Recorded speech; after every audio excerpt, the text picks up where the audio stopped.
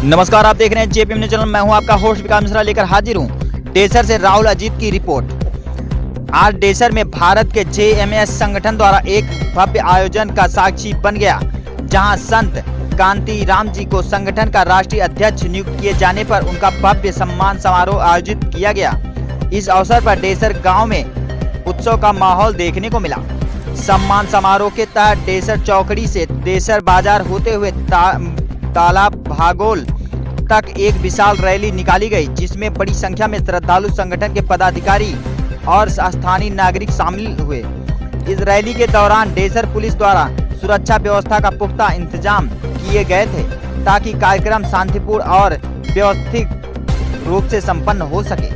आपको बता दें कि हिंदू धर्म में संत कांतिराम जी की जेएमएस समिति द्वारा उनके धार्मिक, सामाजिक और राष्ट्रहित के कार्यों को देखते हुए राष्ट्रीय अध्यक्ष पद की जिम्मेदारी सौंपी गई। उनकी नियुक्ति से समर्थकों का खासा उत्साह देखने को मिला।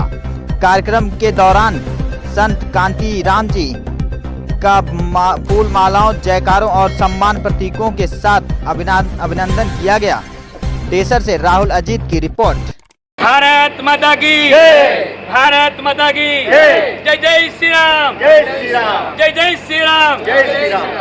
આજે ભારત દેશની અંદર આપણું એવું ગુજરાત રાજ્ય હોય, ગુજરાત રાજ્ય ભારત દેશની અંદર વખાણાતું હોય, સાધુ સંતોની ભૂમિ હોય।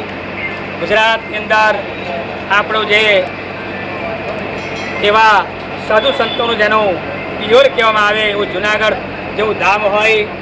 જુનાગઢ ધામની અંદર હજારો સંખ્યાની અંદર સાધુ સંતોની રાવઠીઓ ચાલતી હોય।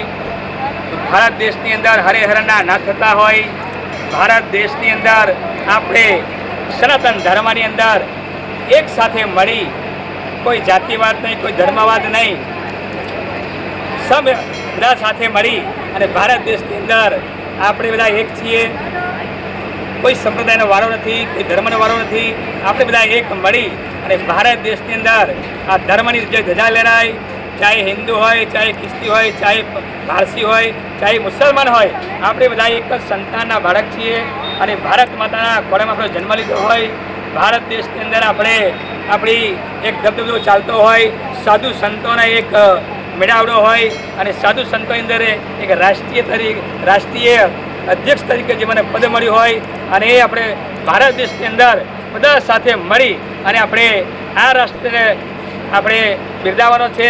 ભારત દેશની અંદર તમામ સંપ્રદાય હોય, તમામ ધર્મ હોય, તે સાથે મળી અને આપણે ભારત દેશ માતાના ખોળામાં જન્મ લીધો હોય અને ભારતના સંતાન હોય, એટલે બધા સાથે મળી અને આ કાર્ય કરવાનું છે। ભારત માતા કી જય, ભારત માતા કી જય।